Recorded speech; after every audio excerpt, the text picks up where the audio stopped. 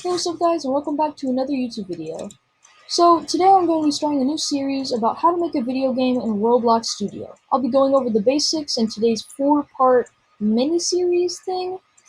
So, first what you want to do is install Roblox Studio. Then what you want to do is hit New, and go to Base Plate. Once your base plate loads, you might want to do a couple things. So your thing must look a bit different from mine. But if you follow my mouse, you hit View, and go to Explores, Properties, Output, and Command Bar. This is what yours probably looks like. So you want to make sure that these are all here. You can also customize and move them around. This is how I like mine. Then I'll explain some things really quickly.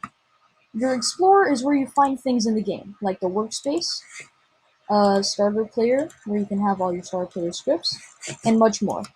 Properties is pretty much the properties of a part. Now, if you hit parts and you hit this arrow, you can pull out multiple different parts. For example, I'll put out a block. Now, there's a lot of things you can do with this block. You can hit select and just move it around like this. Hit select and move it around like this. Or you can hit move and move it more precisely. You can also hit scale. You can scale your block. And you can hit rotate to rotate and do other stuff.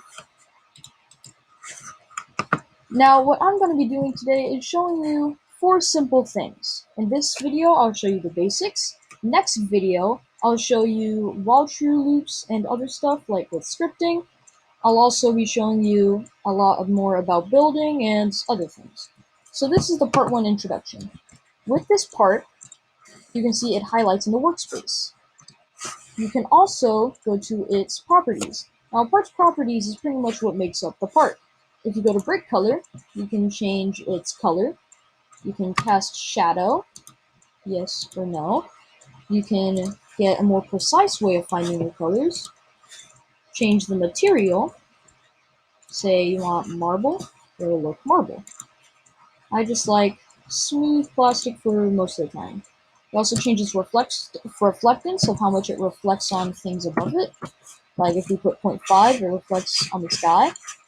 I normally like mine on 0. And transparency, if it's invisible or not. We do things like 0.3, maybe 0.5. You can also do 1, and it's invisible. If I want to see something, I like it on 0. You could also change its name, its parents, which I'll get into more detail later.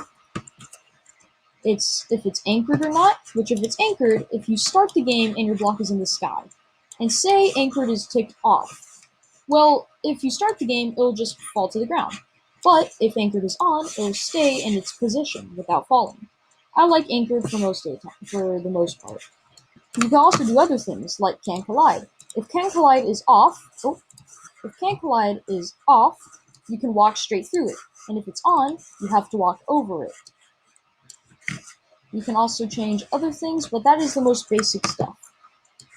So, that is pretty much all there is to know about changing its properties and other things. If you think this video was helpful, make sure you smash subscribe and like the video. Comment what you would like to see next. Like I said earlier, there's going to be like 3 more videos coming out today about how to script, which are coming out all at the same time. So if you want to see part 2 to this video, then just find it in my channel and you can watch it whenever it's ready. Hope you enjoyed. See y'all later.